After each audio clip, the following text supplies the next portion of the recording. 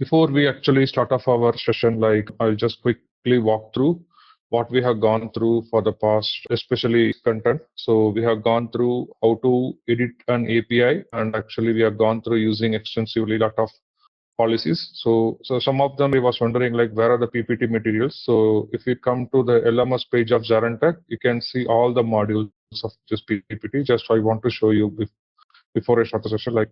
You can go to this LMS page and you will be having multiple tabs like home, course, curriculum, and material. Once you click on material, you should be able to see session PPTs, labs, and assessment. If you go here, and you should be able to see our module, all the module content. I'll just give a quick in the module 3, then we can get started with the session 4. Then we can see the problem statement with one API that we discussed. Okay, so in the module 3, we walked through about multiple things like how to use an API, especially how to create an API. If I create an API, how to use a policy within the API, and what are the various policies that can be used at proxy endpoint pre-flow level as well as target endpoint pre-flow level and both the post-flow levels. So then we actually gone through some of the security content about that one. We have gone through in detail how to configure an API credential. Example, like if you're consuming an S4 API in your API management, how you can actually leverage using existing SAP API and SaaS product, like your key value map. So let's take an example. Go to your SAP API. In the SAP API, you can go to key value map operation where you can configure your key as your incoming host, your incoming consumer's user ID, or it could be your incoming consumer client ID. And then actually then you can once you have that API KVM created, you can have the relevant backend credential, which is nothing but in this case, we used our S4 HANA's backend credential and to connect to a sales or API and get the details. So we talked in detail like how this security content can be leveraged in a better way to use the seamless connectivity using SAP API management. So then we touched upon two security policies, especially your how to use a basic authentication policy. In the basic authentication policy, how to decode a token, in this case, like your basic token with a basic token, like how to decode your username and password. So if you don't have the right username, what to do? So then if you don't have the username itself, how to throw an exception. And then once you get the username, how you can send those username as part of your key value map. And based on the results that you can actually check the entitlements or claims of an API, but by showing that whether that API is and whether the client has a right authorization to access the API. So we talked in those details like how to use a security policy for an API. Okay, so then and also like the overall process, we created a security template. Like in this case, we created a entire policy templates. So and this can be applied whenever you have a requirement of creating another set of API using those templates. Okay, so then this is all about API. And also at the beginning of our initial days on the API management, we talked about how to create an API designer tool. Okay, so using API designer, how do I actually create my resources or my open API documentation, and actually how to add those. Let's take an example. If I put n number of contents in my API, and actually like whenever I'm publishing that API, I should make sure what are the resources that I am defining in my documentation, and those resources should be available as part of my API. And these resources could be like it can come as part of your pre-flow resource path, or it can come as your target endpoint resource path, or it can become part of your proxy endpoint resource path. Like we talked in detail on those factors as well. Okay, so then we talked about like how to use monitoring. So like because whenever you have API management, like how to use a monitoring capability within your API management. So that is another aspect. Like so let's take an example. Like you can go to your API management monitoring tool. Like you can create your own dashboard out of it. So first we touched upon like what is the standard out of the box that SAP is giving. Like if you want to see the overall summary of your API consumption and your API response time and what is the number of hits that is happening within your API management, you can use the default overview tab, and you can use usage tab to see the custom API calls and all the different other components like how is my APIs behaved in a day and all those information. And there is one more tab also called health status app, like what is the health of my API, like how many number of calls it's happening for an API. Let's take an example. If an API is making 100 calls, out of 100 calls, what are the cumulative sum of success and cumulative sum of failures? You can actually see all those things in this content. And also like what is a cache response, you can see in this one, like and this tab will give you in detail what is an error response that is actually being sent out of your SAP API management, and what is the error that has been sent out of your, especially your backend system when you're connecting to your target endpoints using your API management. So we talked about all these factors, and also we created another dashboard, a custom dashboard. If I want to have different measures and dimensions, like how do I create different graphs and charts and everything, like, and with this one, what are the various measures and dimensions I can actually use as part of my product. I can even track what is a number of calls for an API, and actually within the number of calls, I can even track, like, especially a second, it's loading up. So I can even see like if I have the number of APIs as a count, and actually let's take an example. In this case, we can filter an API, so that will give the proper dimension to us. Yes. API name, and you can filter API and test it of the API. And this should bring your response time. You can actually have multiple factors out of it.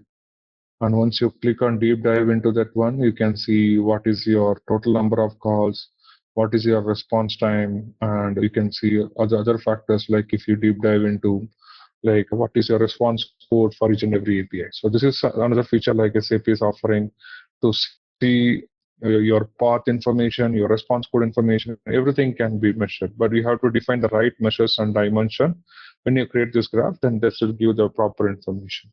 Generally, this will be delayed almost like 5 to 10 minutes in general, because this has to commit into the Kafka database, and Kafka database internally is sync the data with HANA-DB. From HANA-DB, it has to come back to your UI screen. So like this is holistically, it's a async mechanism from SAP, but in general, it takes minimum 5 to 10 minutes of delay.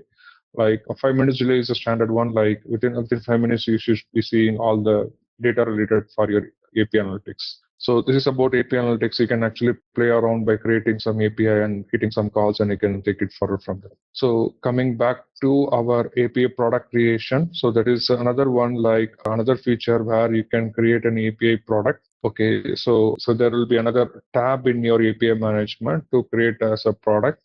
Once you create the product, like you can club multiple case, but actually in our example, we are taking the out of the box API, as well as we are taking some of the standard API from API Hub, and we are authorizing those APIs. So that means we are actually clubbing multiple API into a single product, and we're actually converting that product into a consumer-based product where we can have multiple consumer can consume on those API.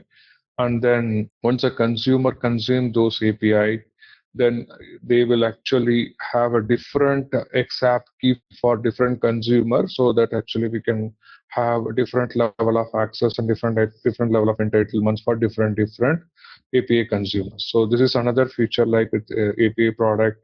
Like this is because since we do not have a real-time example or real-time system for a API product, you can go through this module screen, like it explains clearly how to create an API, how to consume that API from your API hub.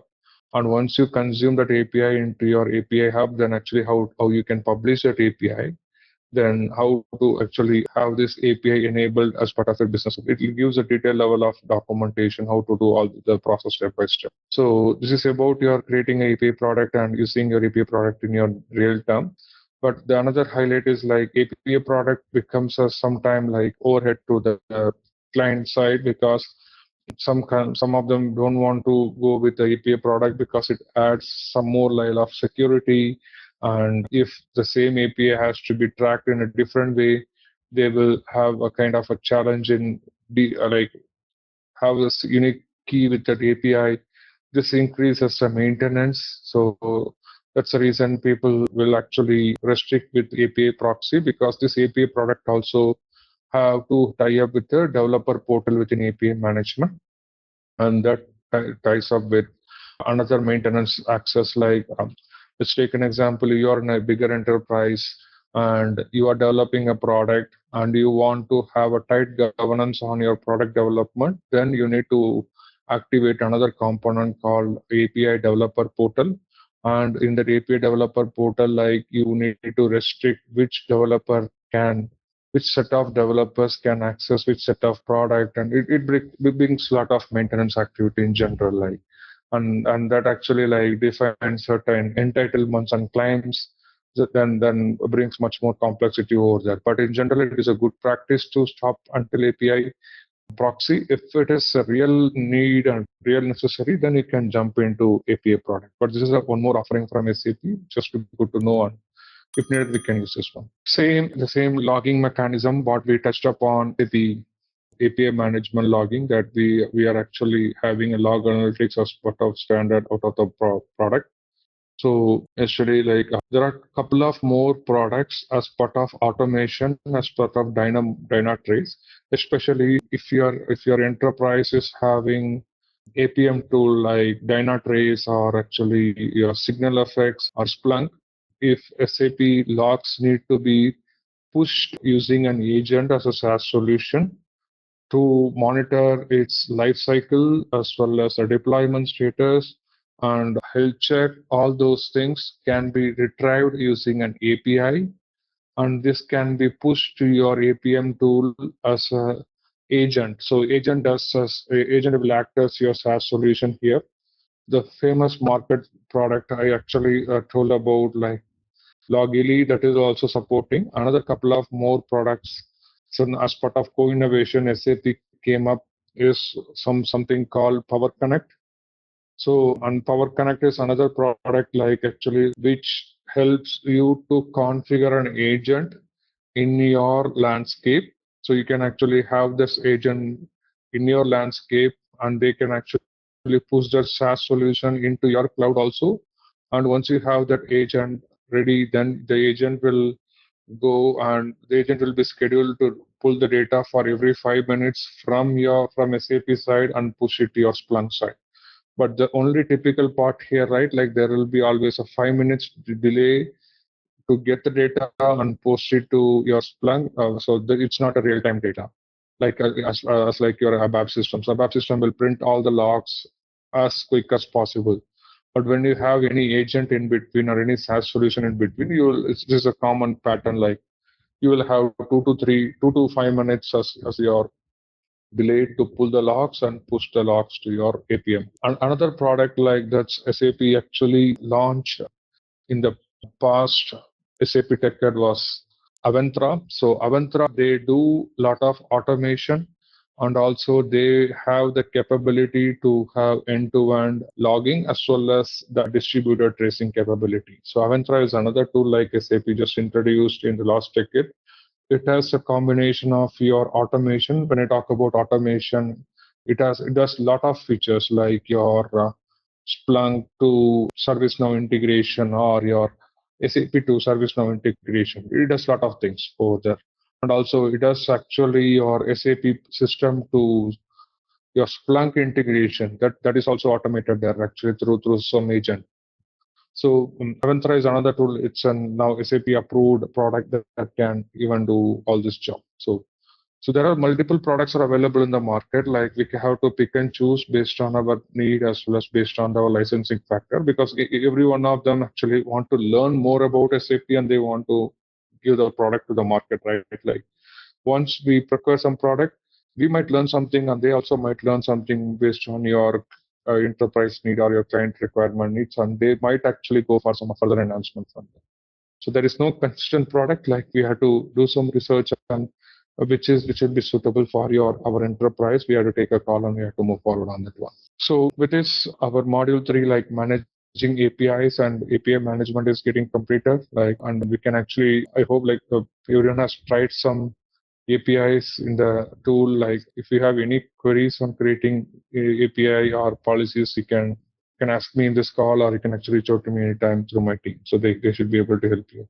But my recommendation is just put your hands like into this tool, and you will learn more about it once you put your hands more into this one. Any questions or any doubts to this time? I had a general question. So I believe at WBA we use Apogee, so I guess that does API management, does it? And presumably we could connect an agent to send API analytical data out if required.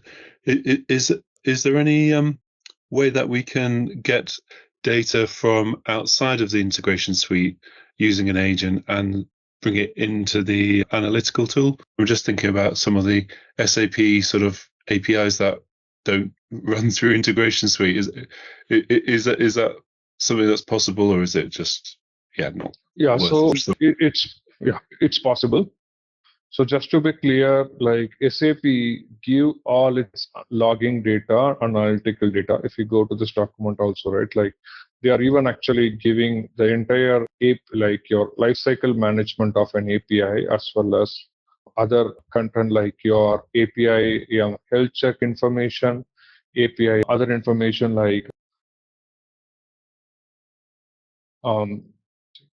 API and health check information, and another one is API deployment status, API failed status, API what are the active APIs or what are inactive APIs. Everything they are giving as part of your as a third party API. Like if you go to API Hub, I can even show that API how it is available. So SAP API management, just if you put SAP API management logging, it will bring all the API. This will bring for Cloud Foundry as well as for conversational API. Yeah, so this is one API.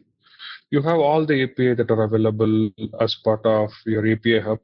So you can use these APIs to, let's take an example. In your case, the agents are on tool, like I can actually show you Power Connect.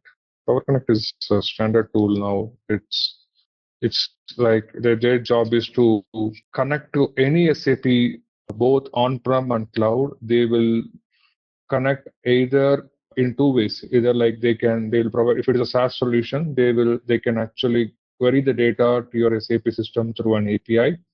But if you have an on-prem system, they will actually install the agent in your application log level, and that will help you to bring that data out of your system and then send the data to your Splunk or Signal effects and everything.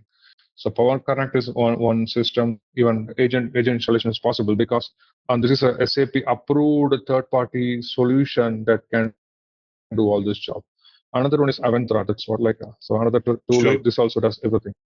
Sure. So at WBA, I imagine there's already a number of bits of software. I think Apogee is used quite extensively. So I suspect we'll probably be using something that we've already got, or unless SAP provide it for free. No, SAP doesn't provide anything for free. We have to actually pay out of it. Yes. So we have to pay out of it, and we have to actually use as per our need. So this is a Power Connect I have actually used multiple places. I used Avantra also. Like both of them has its own unique feature, like to install an agent and get the product out of it. So it depends like which one we are bringing into the picture. Any other questions? I don't have anything else. Thanks. Thank you. Yeah. So let's start our next module. Like this is nothing but your SAP Cloud Integration tool. Okay. So in this, especially in this module 4, like you're going to see in detail about managing cloud integration. So that is a major factor. Like then next is like the module 5 is nothing but your process modeling. So as part of your course curriculum, like in the module 4, we are going to see what is SAP Cloud Integration, and we'll just go in depth of what is a development cycle that is available in your SAP Cloud Integration. Then we will see message monitoring capability. Like it is not similar to PO, but we have a different mechanism to monitor the messages. And how to log the message, there are two ways, like on demand logging and actually every time logging. There are two ways to log the message, like I can show in detail, like, and also your SAP is running on a camel engine, and on what are the various expression that we can use while you are designing your right flow. So and consider this is completely a different mechanism or a complete different technology when compared to PO. PO works in a different way because that is completely operated in a SOA layer. But your SCPI is completely a Java-based system, and it's a free flow model. You can seamlessly integrate any systems by doing a simple process modeling concept. And also it has sync and async mechanism quite easy using a JMS queue, and you have other options too. We can talk about all those options in detail in these two modules. So let's start with your integration, cloud integration tool. So just a disclaimer. Yeah. I'll move on to the next one. Yeah, as I explained, like this is your introduction to cloud integration, explaining the development cycle using message monitoring and logging and camel data model. So what is cloud integration, right? So initially, before it's named as SAP Cloud Integration, this tool is called as HANA Cloud Integration when it is called as SAP Cloud Platform or HANA Cloud Platform. So SAP came up with this tool in the year 2016 because during those days when we have SuccessFactors system, because the first cloud SaaS solution which SAP landed in the cloud space of SuccessFactors. To integrate SuccessFactors to SAP, we do not have any middleware at that time, so SAP has to rely on Delboomi. Delboomi was one of cloud SaaS solution that actually does all the transformation, also help to connect to some. They actually created some pre-packaged adapters explicitly for SAP to have this connection seamlessly between SuccessFactors and its third-party system onto its SAP system. So then later, like then year pass on, like SAP started actually proposing its own cloud integration platforms to all its customers and Lighthouse customers. Then SAP Cloud Integration actually came into picture, at least a matured version by the end of 2016, and by 17 actually you can see a full-fledged product which will be running on your Neo platform. So from there, like it took the concept of same iFlow design from PO, because PO also has this iFlow modeling to integrate your on-premise system to any cloud system, and they took it into the cloud using a Camel engine. Now this Camel engine is completely open source layer, but actually it's bounded to SAP's infrastructure and SAP's DNS. So this is just a background and overview of how SAP Cloud Integration came into the picture, into the market. Like from there, like SAP started investing into a lot of things. Like it actually developed its own adapter for its own technology support, and also it actually start evolving, developing some adapters for other systems like ServiceNow, Splunk, and actually it came up with a product for Workday, and a lot of other things come into picture now. So in general, your SAP Cloud integration is end-to-end process integration through exchange of message. Like once you design your iFlow from your source, like your sender to receiver, you can send any message. Like you can receive the message either in your HTTP or your REST format, and you can transform, you can actually like you can modify your message, you can massage and do the transformation in the entire process flow. And you can have another process call, like you can use multiple system calls, and you can club the message into one. And also you can, there are so many components that is available in a CPI. You can actually, let's take, if I want to connect a particular segment to another system, you can use content enricher. So many capabilities are available. Like you can, that is seamlessly you can use that as CPI and then get the data and send the data and to your receivers. So and this is completely on your open source Camel engine framework, which Camel is nothing but your Apache software foundation. Now it is Camel 2.0 and Camel, we are running on Camel 2.0, and with like 2.3.2 is the latest version, I believe. Like When you go to CPI, you can see your SAP's example. I'll show you in CPA what is a CPA version that is running on your server. I'll show that one too. So if you go to your SAP Cloud Platform Integration, here you can see about your system. So this SAP Cloud Integration version is 3.6.3. Hey, you know, ZaranTech now offers SAP corporate training. That's right. Train your workforce in SAP with our comprehensive program. We offer customized courses, certified trainers, and hands-on labs for both individuals and businesses. Our standout features? Bespoke training, fully configured servers for practice, in-house materials, and a dedicated LMS. Plus, get session recordings and 24/7 support.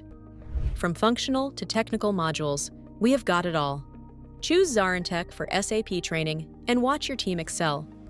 Learn, upskill, succeed with ZaranTech.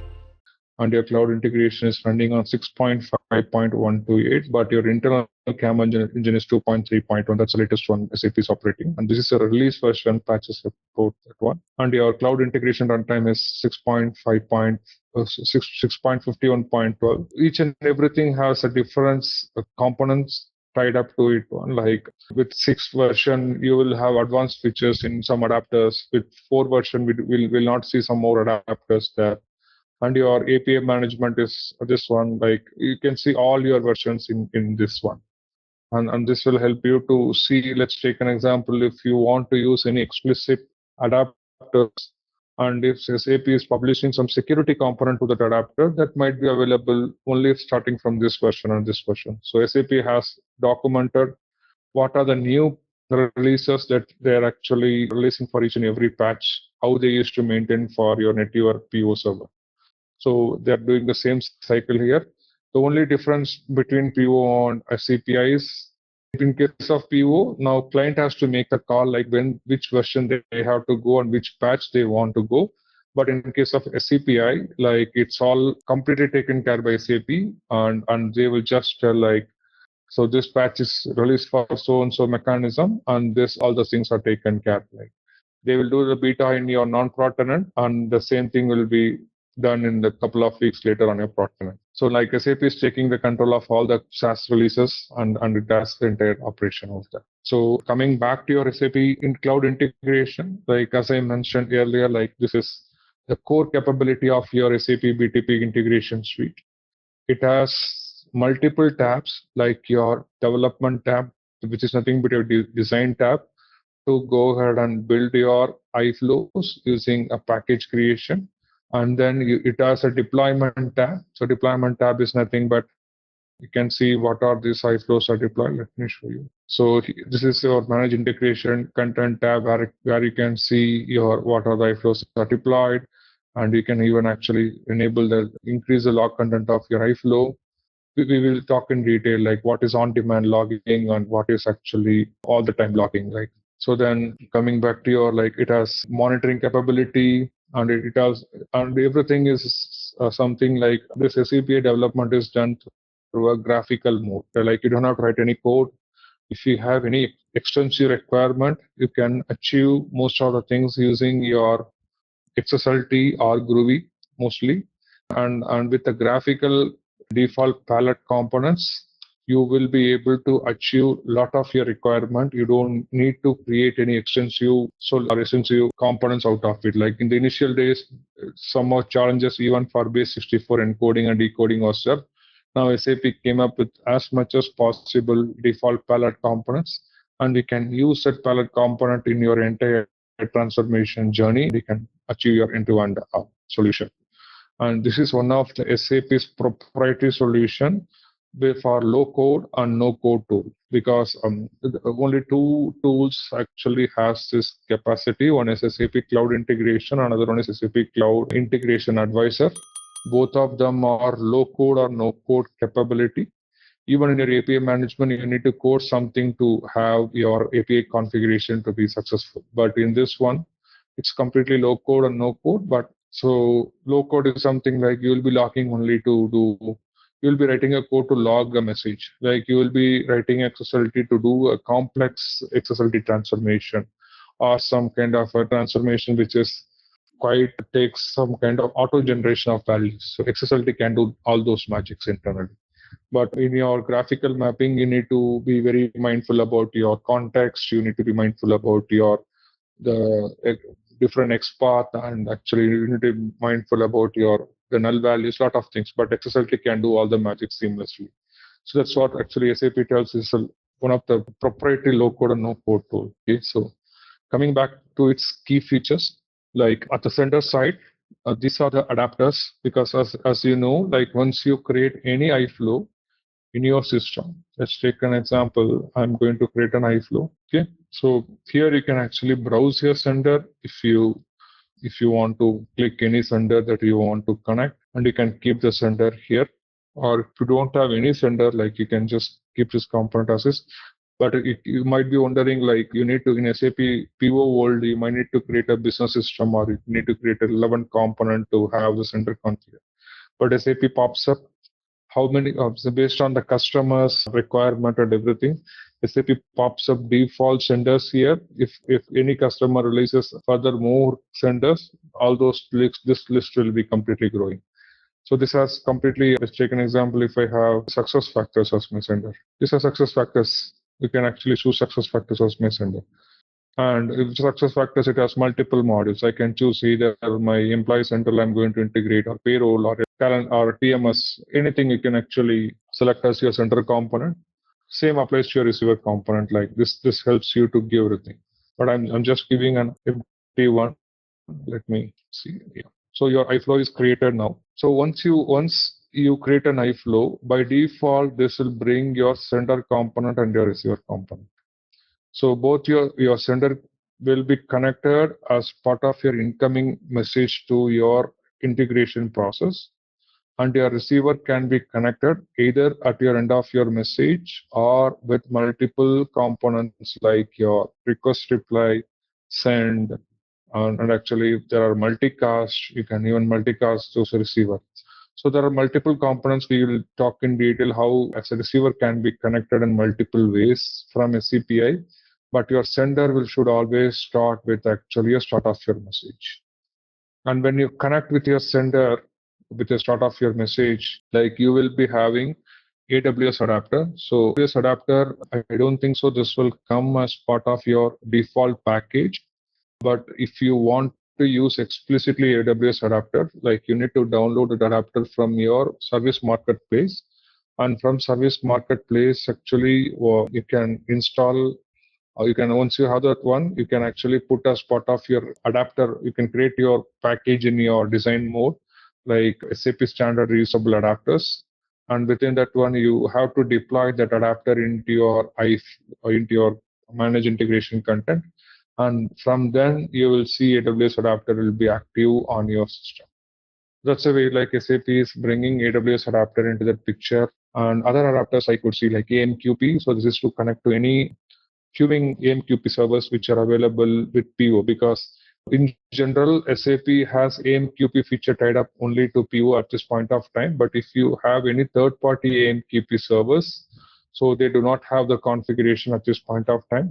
By default, SAPI can connect the AMQP servers with a PO. That is pretty much possible. And then your Ariba systems, like your Ariba has a different adapter because Ariba has its own technology. So those are called CXMLs. Whenever you work with Ariba requirement, you'll come to know. Similar to Salesforce, how they have their own technology protocol to connect the systems. Ariba has its own technology called CXML, and they are used to communicate. So CXML is used to communicate between multiple consumers, and SAP come up with the adapter in Ariba 2 and AS2, AS4. These are all adapters for your EDI based messages. And actually, and this can be used in combination of your integration advisor when you have mix and match, and you can use these adapters. And you have your Elster, Facebook, FTP and SFTP are actually totally different. So SFTP has its own way of configuration. FTP has its own way of configuration. and your HTTP and HTTPS has a different way of configuration too. And you have your own OData adapter too. So like you can even expose your entire CP as a OData adapter to the outside consumer also. But once you do that one, you can actually restrict something like CSR of production and a lot of other things you can do, which is when you expose as your OData adapter. And it has a JMS adapter. So JMS is mainly for your async mechanism, where you can have a JMS adapter to listen to your JMS incoming messages. And you, on your so when you design a async mechanism, I'll show an example like how to design a async mechanism, like how you can split that message asynchronously in such a way your first high flow will land the message to JMS and your second high flow will pick up the message from the JMS. So JMS is a continuous polling for the high flows. It will continuously poll to the high flow. Another one is continuously push to the high flow. I'll show that mechanism in general, how you can design the high flow too. And then coming back to your Kafka. So many consumers they want to, in their enterprise, they might have systems like default. So let's take an example. I'm an enterprise. I have a central broker for my entire organization. And in that case, my entire organization is transacting through that broker. And this broker, as of there are two broker out in the market. One is Kafka, another one is Solace. SAP uses JMS in the Solace technology. So SAP, the entire JMS is built with Solace. And actually, but you see from the industry standards, like this Kafka has been developed from the retail customers like Walmart and Amazon. They use extensively Kafka. Even Amazon has its own messaging queuing capacity, especially Walmart explicitly uses Kafka broker heavily. So Kafka is for your entire streaming of your like billions of message in a second. Like if I want to transact millions of message within 1 hour or something, like in couple of hours, I can use Kafka to stream entire thing. And it's a Kafka works in a way called pub/sub model. There will be one publisher and there will be multiple subscribers. So like in this case, when you put a CPI as in the center side, so you will become as one of the subscriber to the topic. Your publisher will be posting some message to that one. So SAP come up with a Kafka adapter like in 2 to 3 years before. And actually with this one, like you, whenever you connect to a Kafka broker, like any enterprise, when they have a streaming platform, they will have their Kafka within their own VPC because a lot of data is transacting from one layer to another layer. So now if you make a CPI want a CPI to also authorize to listen to that one, you need to inform your IP range to your enterprise broker system, and they will make sure the listeners, like the subscribers, like a CPI can absorb the message from the Kafka without any problem in terms of security side. Because when you touch upon on your enterprise wide technology, let's broker system, the data goes seamlessly. So they want to protect the data by getting affected by the intruders. So they will have their entire broker in a specified DNS. So if a CPI want to connect to that broker, they need to do the whitelisting of that IP range, and SAP that IP range information will be available, is also available in the internet, the standard SAP BTP content. Like if you are on the US East on specific region, you have the IP range defined, so and so. And for all the regions across the globe, SAP has given the IP range and what are the different worker nodes also you need to be connected. SAP gives the document in detail so that they will allow you to consume the message from Kafka server. So Kafka is another one. Then you have your mail adapter. So where on the sender side you have you can actually convert your entire SAP system into a SAP iFlow into a mail adapter, and you can even send that message through that one. And you have ODC, and ODC is again, this is for your OData protocol change capture mechanism, and this is another adapter. This also follows like a data modeling capacity. And with this one, like you can, if you go here, you can actually see a feature called ODC model development in your artifact generation. You can even show that one. So this data types, whatever data types like you are creating, so this can be your ODC adapters, ODC data model too. And this data model can be leveraged in your SAP Center side to use that content too. So then coming back to open connectors, even at the center side, you can use Center's open connector example. Like if I want to connect to any US API. So by default, like if AWS want to trigger a event through a webhook event. So open connector has another feature called webhook. So where, let's take an example. You are connecting to an enterprise account. You are connecting to enterprise box services. So let's take an example. You are listening to a box service in your, you have a box folder. Whenever the document drops into your box, you want to let the integration to perform some operation. So in that case, what you can do, you can actually use Open Connector. Open Connector has a feature called Webhook, where in the webhook you have to define which folder ID I am listening, and based on that folder ID, and actually I can receive the event, and once I receive the event, I can push the same event to a CPI as part of my sender. Then a CPI will take care of that operation and it will do the transformation and do the necessary operations and back information to box. So this is one of the use case where Open Connector is being used as part of your webhook event. And similarly, you can use multiple API. Like you can even configure, if I have a payment gateway in Stripe or I have a Razor Pay payment gateway, I can configure those payment gateway as a webhook event in my Open Connector. I can make it available to push that event to a CPI through Open Connector. So Open Connector help you to not only to connect to that API, but also help you to configure a webhook event within your system so that that can be leveraged to CPI, because CPI trusts Open Connector because that's an internally built SAP product that is trusted more. So once you use Open Connector, you don't have to use any other security layer, because Open Connector itself does all the TLS and SSL authentication with the CPI that connects with seamless operation. This is another use case with Open Connector.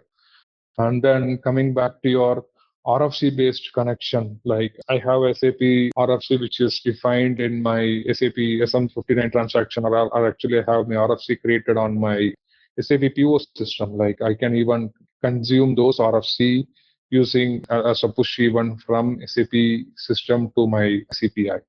And SOAP adapter, like I have output types configured. Let's take an example. I have a purchase order create or a sales order create whenever the order is getting created from SAP.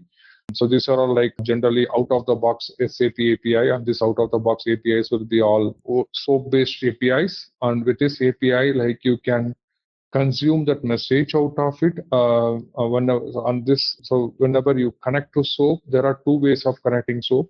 Either connecting, so just to, you want to listen that message. The first way is to, if I use SOAP 1.x, like I can get request and send the response back. My source will be waiting to receive the response back. Another one is just push mode, like it'll fire it and forget the call itself. Like you, so there are two ways to connect your SOAP message with a synchronous or asynchronous mechanism. We can see some example on that line also. Then XI is another adapter, like it's our default XI adapter, which has been used in the olden days.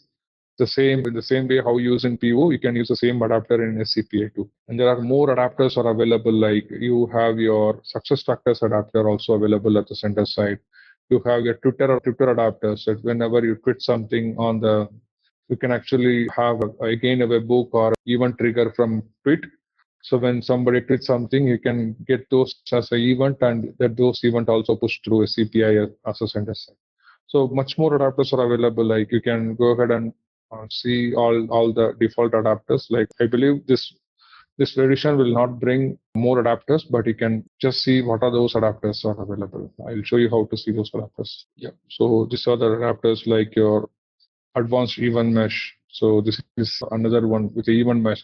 We talked about event mesh capability pushing out of your any purchase order lightweight event or sales order lightweight BP event. So that is consumed through advanced. Like you have all these adapters, but in general you will have almost 40-50 adapters in general.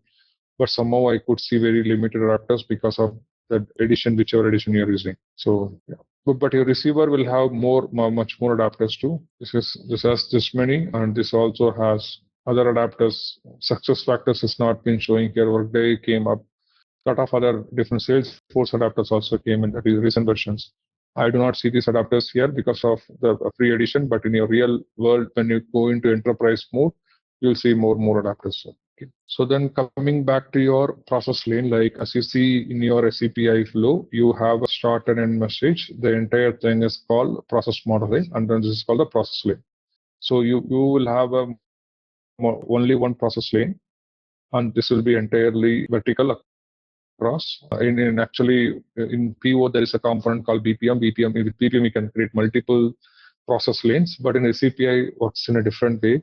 So this is start of the message, end of the message. In between, you can do a lot of operations. So then with this, right, like with a process lane, like you have event, you have your mapping, you have your transformation.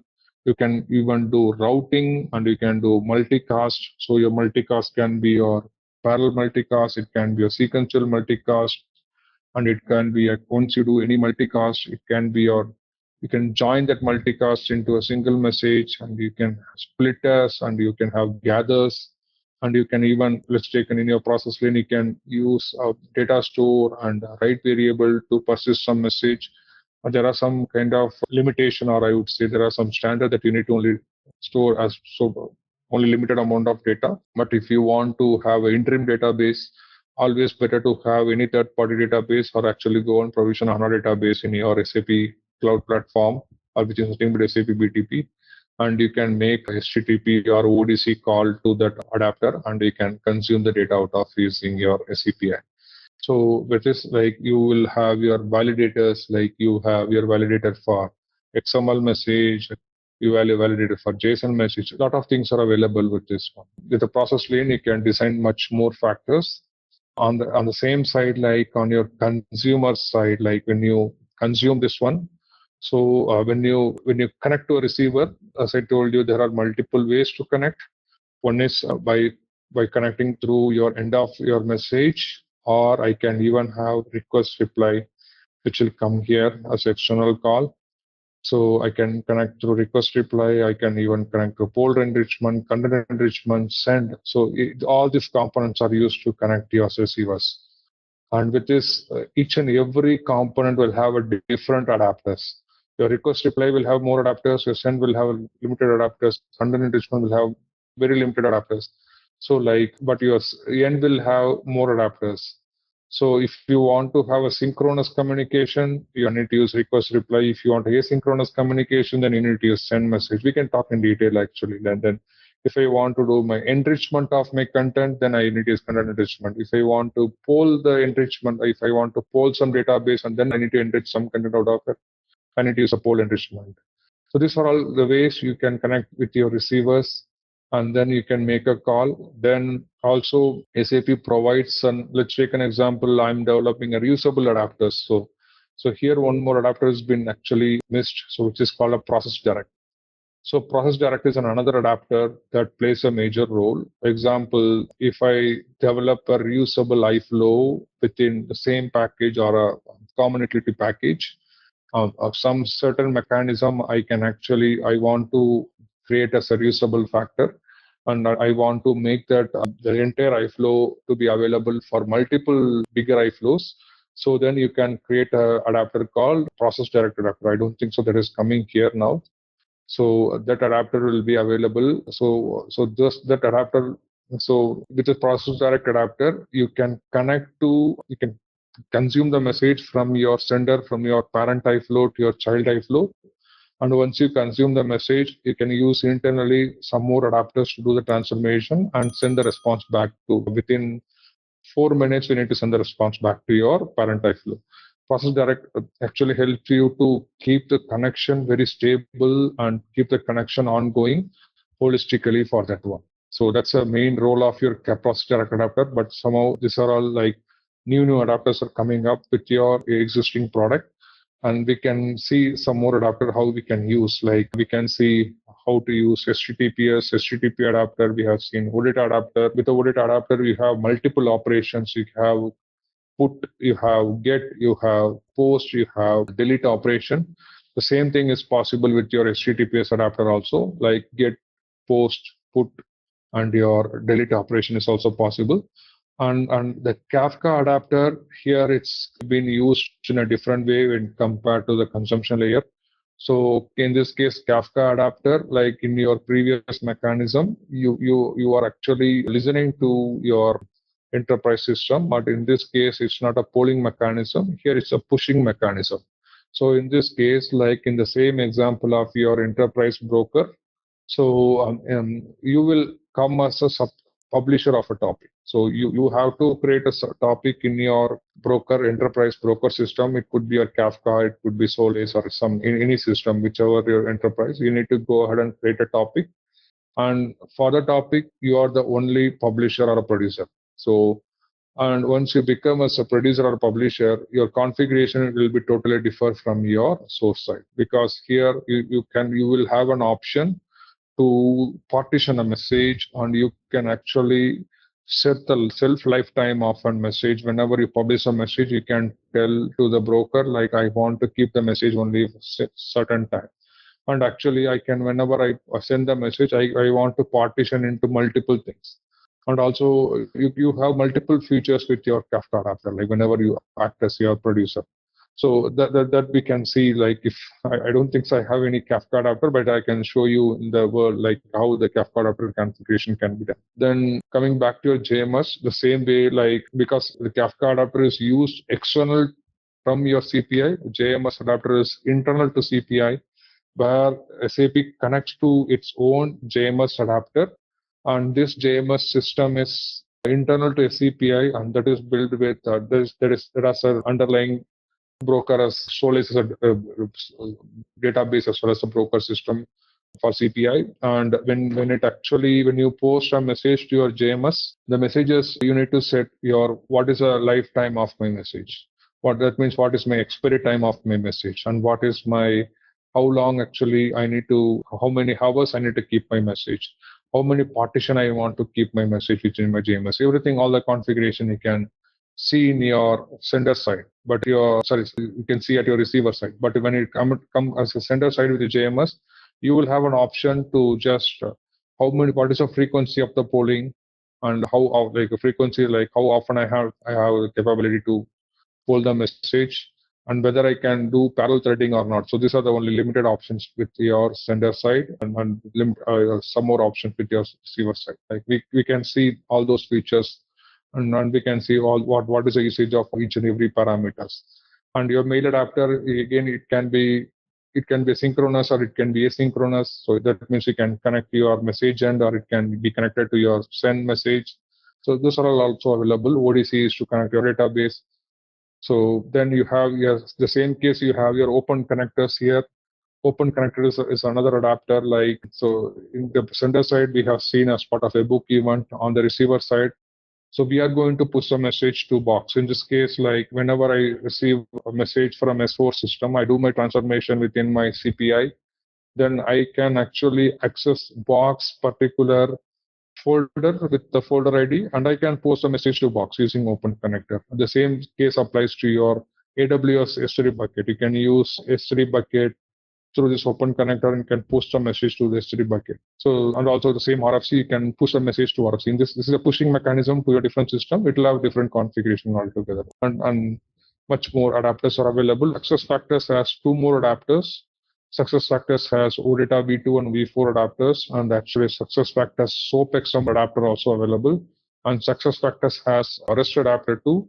So those are all like a pre-packaged adapter that will come default within your package at the receiver side as well as at the sender side.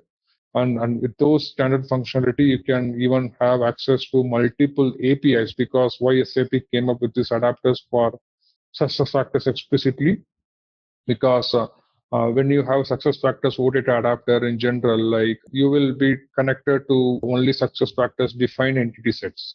But when you go ahead with example SOAP adapter, SOAP is being used in the technology like onboarding, success factors onboarding module, offboarding, termination, like all those modules are used using success factors. In general, it has been used with success factors, SOAP XML.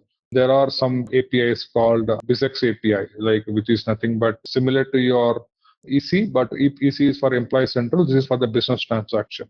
Those adapters, BizX API has a core component of your entire enterprise business operations.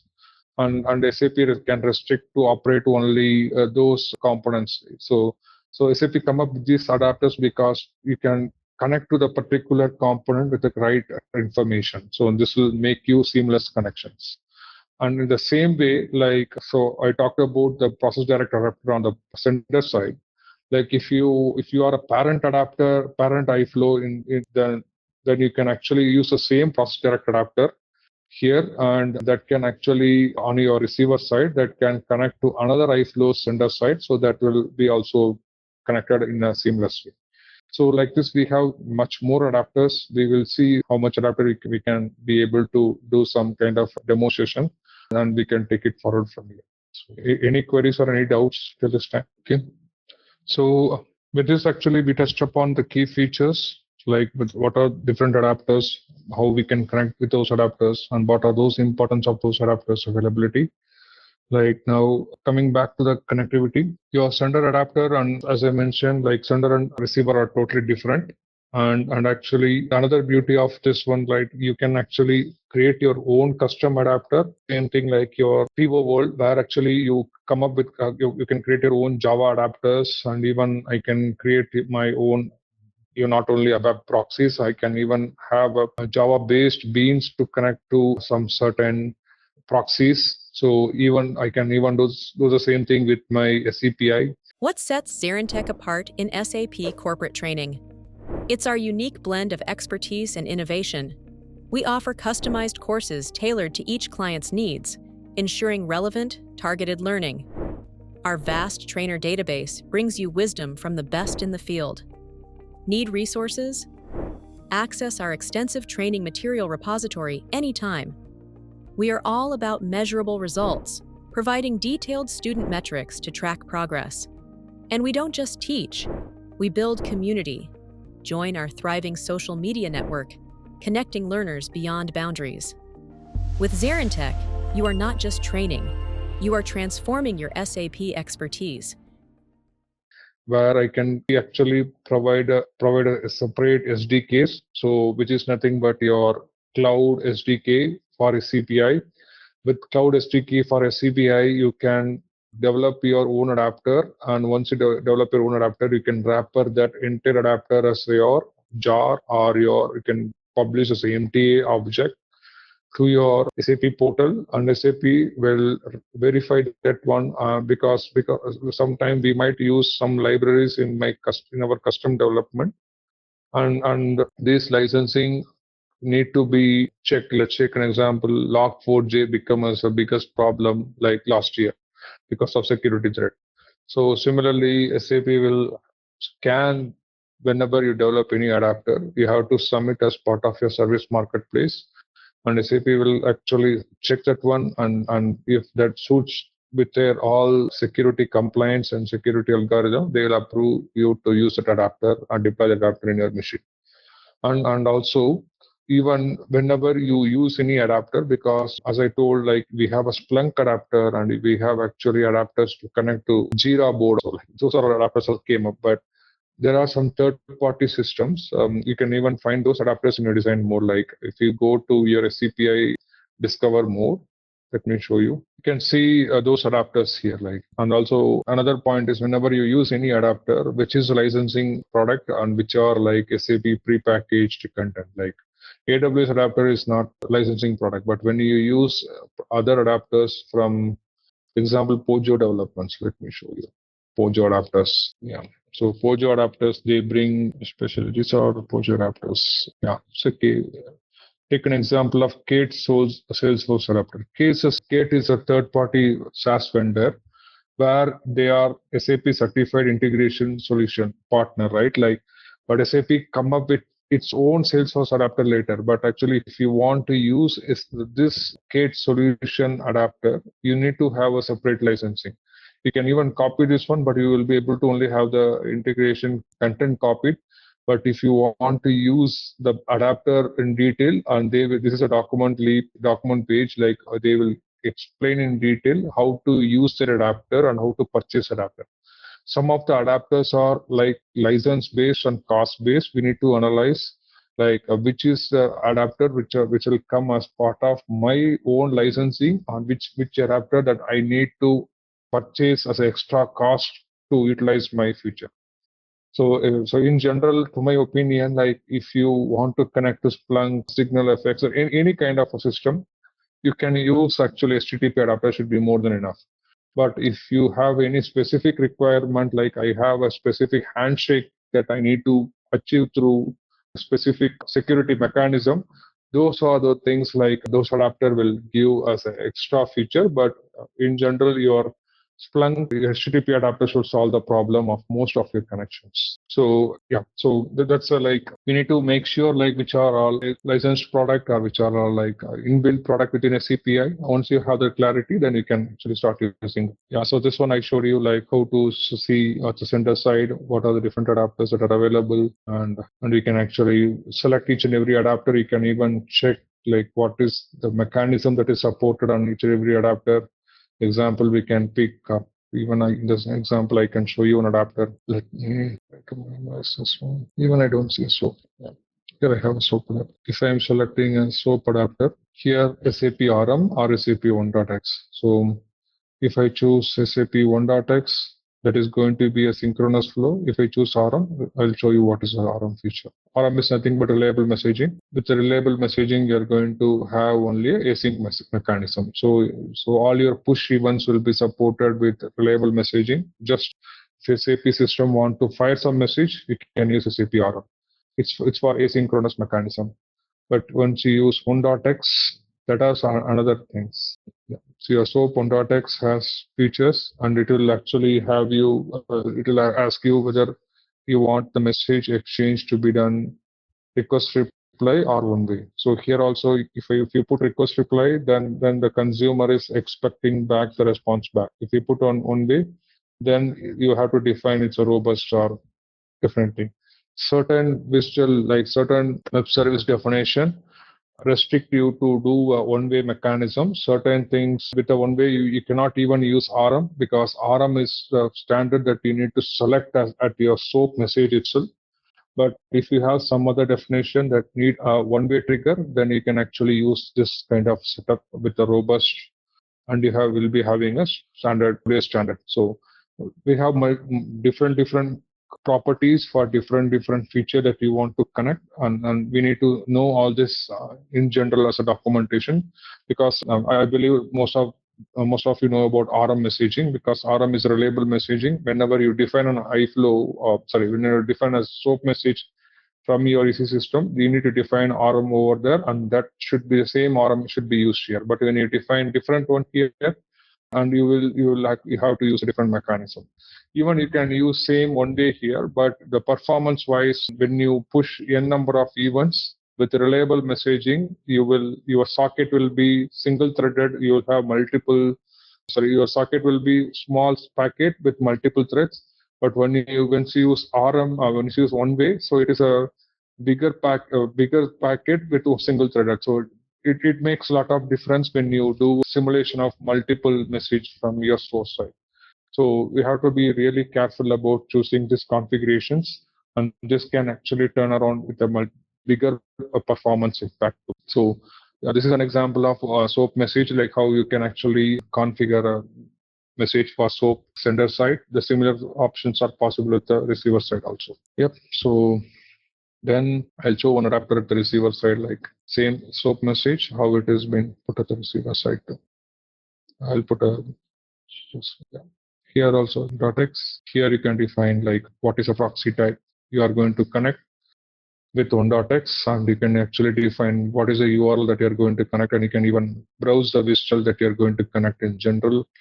That will help you to show what is a exact URL or exact definition your CPA should communicate as part of contract. That will be helpful to you. Another one is if I choose RM, that will bring me different configuration. Okay. So this will bring you directly the address and your visual definition. And once you have the visual definition you imported here, this will automatically pop up your service and endpoint detail and operation details. And you have to choose whether it's going to be on-premise or internet. So if it is your system is S4 HANA Cloud, you can actually choose internet. If my S4 HANA Cloud is on my local DNZ of my client network, then you can choose your on-premise system. Like that's a major proxy type is a major configuration in every adapter that you need to specify whenever you're connecting to any address.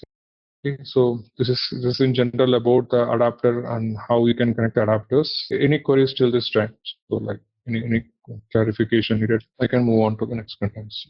Yeah. So in general, all your integration capabilities are categorized. So that's what we have seen in our first session. Especially SCPI is meant for complete canonical transformation as well as multiple orchestration, and SCPI is called as process integration, like cloud platform process integration, and your CPI DS is used for your data services. So so that means anything that you want to connect through an API, or like you want to integrate with SFTP connection, is going to play a major role over there. Then your CPI. CPI DS is another tool, like it's similar to SCPI, but CPI DS will have a different logger web UI. So the UI what we see here, it's called as a web UI. And the U for your CPI DS, you will have a different web UI, and that will help you to connect directly to your data sources. Example, I have a system of IBP. IBP has a data sources with different planning data. I have another planning data which is sitting on my on-premise. If I want to do data services connection one-to-one, your CPI DS plays a major role. Like within your IBP, if you want to connect your HANA CDS view or HANA any SDS database, like you can use especially CPI DS, and that actually brings you to tag data type to data type connectivity that brings you land the data in a seamless manner than your CPI. CPI is purely API driven architecture that is completely on your data driven architecture.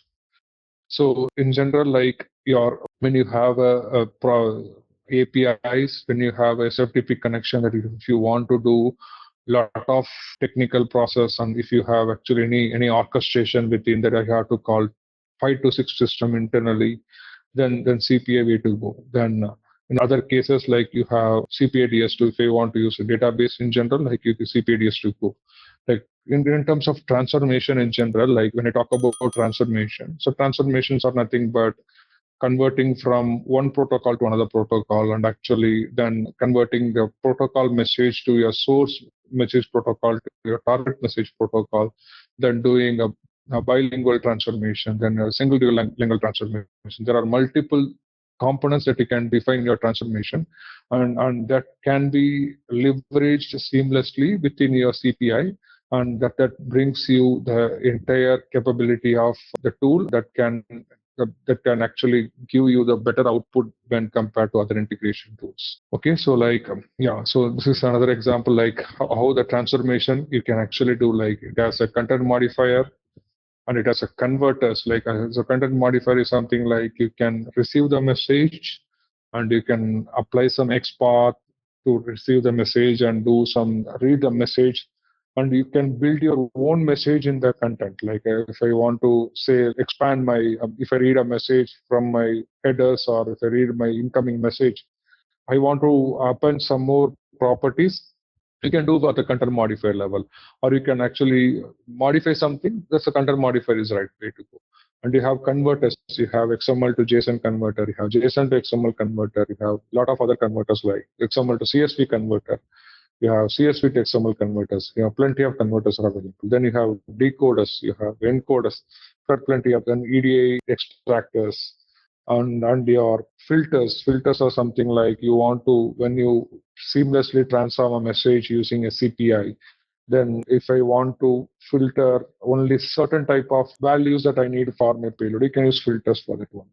And message digest is to whenever you do a split, if I'm interested only to digest or consume the message which has a particular property or character, I can use a message digest.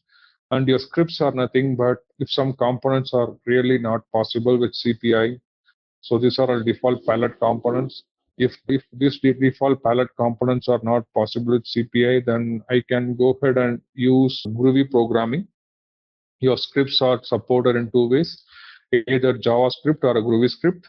So Groovy is something like it can leverage your Java as much as possible over there, and it can convert your entire Java programming into a Groovy by importing similar jars and libraries in your runtime mode.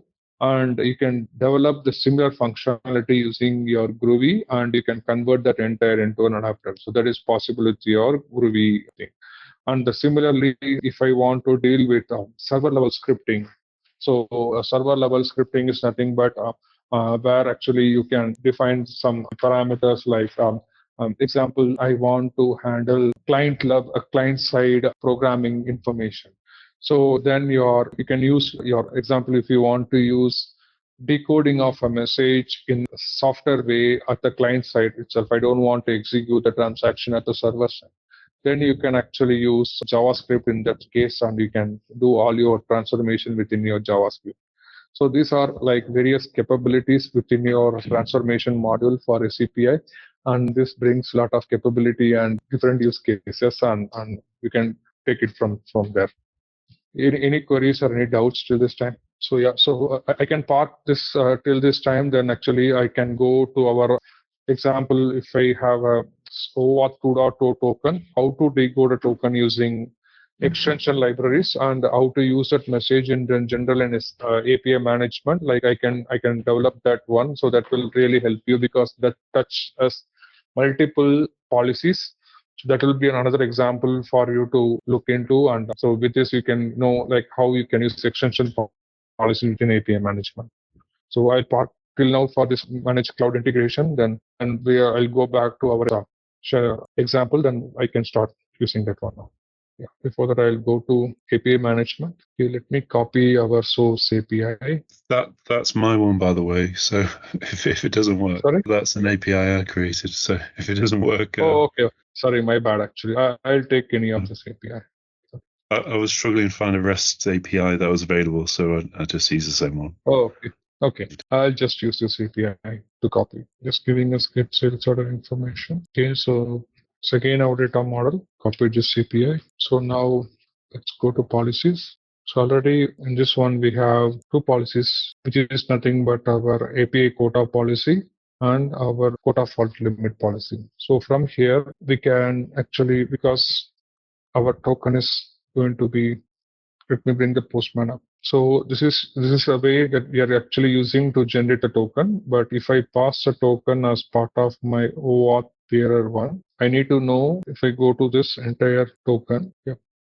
So in this token, I have multiple components, right? Like, so whenever you use OAuth 2.0 token generation, it has multiple components within it. So example, it has header information, which is marked in your red section, and your payload information, which is marked in the blue section, and your signature information, which is, your payload is on the pink section, and your signature is on the blue section. So in this, if I want to read the payload, and so this kind of example will come as part of your, when you go to your client location time, right? Like they will send this OAuth token, and the OAuth token, we need to authorize only a specific client.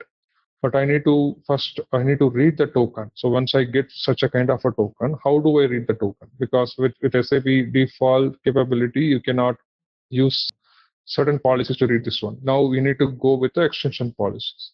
I'll show one real-time example how to read this one token using the combination of JavaScript and your Groovy. JavaScript and actually your Python, or you can use Python, or you can use like even Groovy. So, but actually I'm comfortable with Python more, like I can use Python in that case. So example, this is my token. I'll create a first my KVM with this name. Okay. So then my client ID is going to be this ID. Okay. This is going to be my client ID. Let me put the same value. I'll just say like this. It's my client ID. Then I'll go to here and get the same value out of it. Okay. So now I will use a policy called extract variables because this is coming as in the bearer token, right? Like once I hit this API, like in this API, we are sending as part of, yeah. So if you take an example of this API, we are sending authorization as a header. Similarly, we will actually set the authorization instead of basic auth, we'll set as a bearer token. Once you send this one, this will be sent as a bearer token information. So if I choose extract variable, this extract variable will allow me to get the variable in the proper format. Okay. So with the extract variable, like I'm keeping async as true, continuous error as false, enabled as true, and so on. Then I'm not keeping any source and XML payload. I'm removing these components because we need only the header names to be extracted. First all your XML payload variable, everything can be extracted, can be removed. We can directly use something called header name. Under the header name, we have to define the pattern. I'll show you an example. Header name equals session. And I can define a pattern. Yeah. So it will come as bearer and the token bearer. I will put as so now once you have the token, you will actually get the token assigned to this variable. So incoming.oauth.token will have your variable. Now we will clean up and we'll actually see in our real time how it is coming. It's telling it's need a URL, but yeah, I got it. That's a problem. Yeah, you'll get unauthorized. If I go to debug mode, yeah, you see this incoming token extracted the token, whatever it is coming from. So now I have my token in my hand. So then I can use other extension policies, such as it could be your JavaScript or it could be your Python or anything. So I'm actually picking Python as an example here. Your decode token here. In this one, you can actually create a script file. So I can create a script file. Before I create a script file, this one. The reason why I'm picking Python, right? Python has default packages, but when you go with JavaScript, you have to import those things, those libraries. Let me write a Python script for this one. I can start with just import to bring all the input. Then I can write try. So we can, before that, I'll just use variable to get the token first equals to. This is my variable that I defined. I'll just let me check that once. Okay. So now I got this one as part of variable. So then I can split the token into multiple components equal to char token. So now I split this token into 3 components. From that, I can take the token one component.